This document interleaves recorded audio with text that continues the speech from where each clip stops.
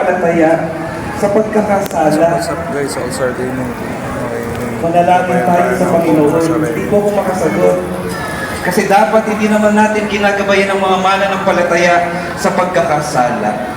Dapat nga ginagabayan natin sila sa pagkakaisa sa Diyos. At iyon po ay simpleng paalala sa atin na kapag sa ating mga buhay, hindi tayo nakakasunod sa utos ng ating Panginoon, nagagabayan natin ang ating mga kapwa at ang ating mga buhay sa pagkakamali at pagkakasala.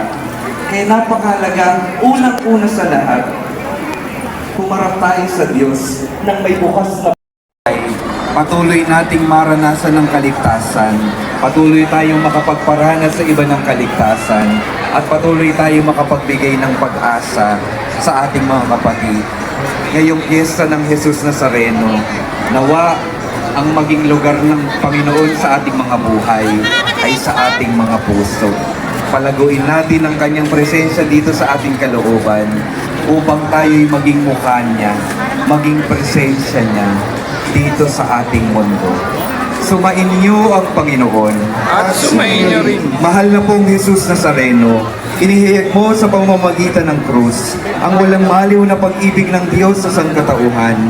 Pakinggan mo ang kahilingan lalo na para sa mga nangangailangan ng iyong tulong at awa. Makamtanawan namin ang iyong kasagutan na may utang na loob na tinatanaw.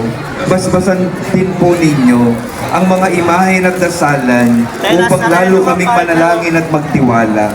Sa pamamagitan ng bendisyon na ito, naway lalo kaming maging mapaglingkod, masunurin at tapat sa iyo na aming maluwalhating Panginoon, magpasawalang hanggan. Amen. At pagpalain kayo ng makapangyarihang Diyos, Ama, Anak, at Espiritu Santo. Amen.